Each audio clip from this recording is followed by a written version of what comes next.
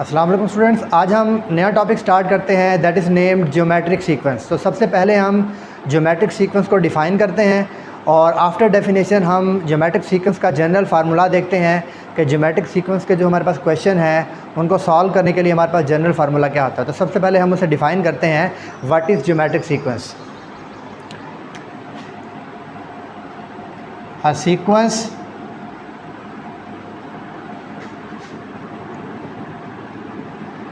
an in which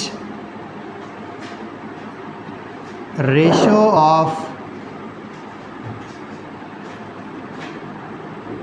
each term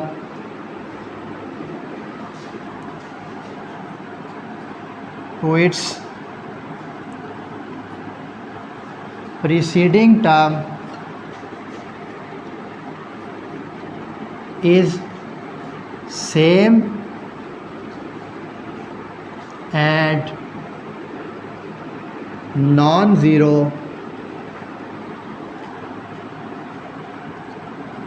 is called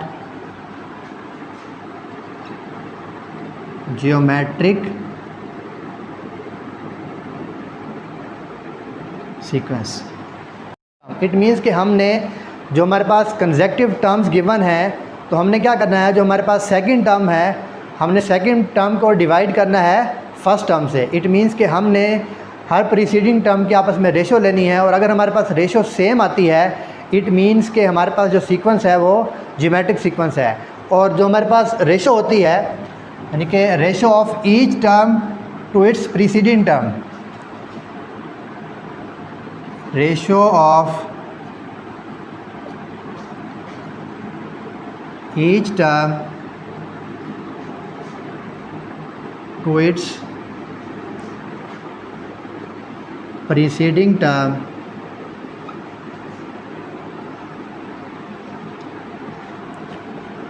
is called common ratio, and this common ratio should be same and non-zero। It means कि common ratio हमारे पास are होती है। Are means कि हमने हर term का preceding term से, let's suppose कि हमारे पास जनरल जियोमेट्रिक सीक्वेंस हमारे पास है A1, A2, A3, A4, A5, up to so on. तो हमने क्या करना है, हमने हर टर्म का उसकी जो प्रीवियस टर्म है उससे रेशो लेनी है। इट मीन्स कि जो हमारे पास कॉमन रेशो आर है वो इक्वल होगा A2 divided by A1 is equal to A3 divided by A2। Next हमारे पास होगा A4 डिवाइडेड बाय A3, तो अप टू सो ऑन। तो जो हमारे पास लास्ट जो हमारे पास होगी टर्म A3, तो लास्ट हमारे पास होगा an divided by an minus 1। तो जो हमारे पास r है कॉमन रेशो, इस r को हम लिख सकते हैं r is equal to an divided by an minus 1 and this n should belong to natural number.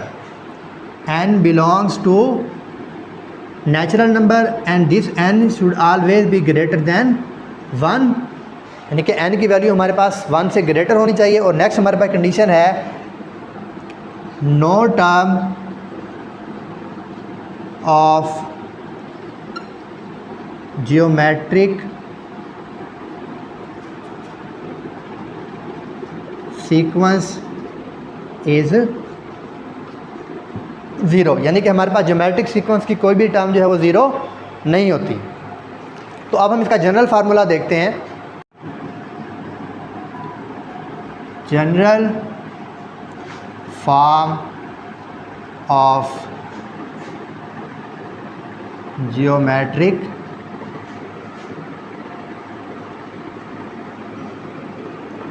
Sequence. तो हमारे पास जनरल फॉर्म क्या है, A1, A1R, A1R square, A1R cube, A1R4, up to so on, A1R raised to power n minus 1। तो ये हमारे पास general form है geometric sequence की। तो लास्ट टर्म को हम लिख सकते हैं an is equal to a1 r raise to power n-1। तो अकॉर्डिंग टू जनरल फार्मूला जो an हमारे पास है is equal to last term in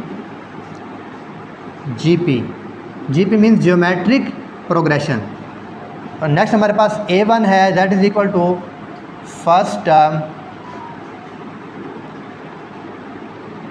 in GP। Next हमारे पास r है दैट इज़ नोन एज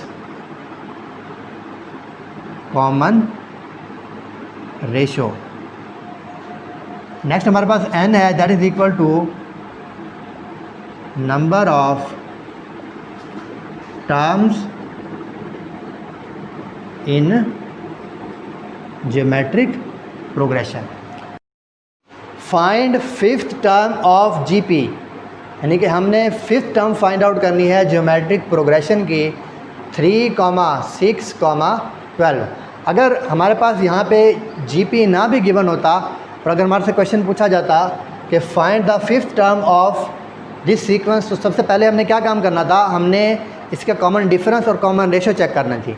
अगर हमारे पास कॉमन डिफरेंस सेम आता इट मीन्स कि जो हमारे पास गिवन सीक्वेंस है वो हमारे पास अरिथमेटिक सीक्वेंस है, और अगर हमारे पास जो है इसकी कॉमन रेशो सेम आती इट मीन्स कि हमारे पास जो गिवन सीक्वेंस है वो ज्योमेट्रिक सीक्वेंस है। लेकिन अब उसने क्वेश्चन के अंदर खुद बताया this is geometric progression, so we will have to solve the question according to geometric progression. सबसे पहले हम क्या करेंगे, सबसे पहले हम इसकी कॉमन रेशो फाइंड आउट करेंगे। कॉमन रेशो हम ऑलरेडी पढ़ चुके हैं। हमने क्या करना है, नेक्स्ट टर्म में से प्रीवियस टर्म पे डिवाइड करना है, दैट इज a2 की वैल्यू हमारे पास क्या है 6 divided by 3 that is equal to 2। Next हम क्या करते हैं a3 डिवाइडेड बाय a2, तो a3 हमारे पास क्या है 12 divided by 6 that is equal to 2।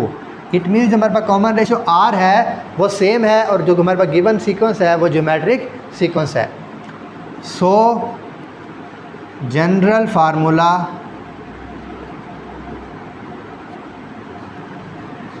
For geometric progression an is equal to a1 r raise to power n-1।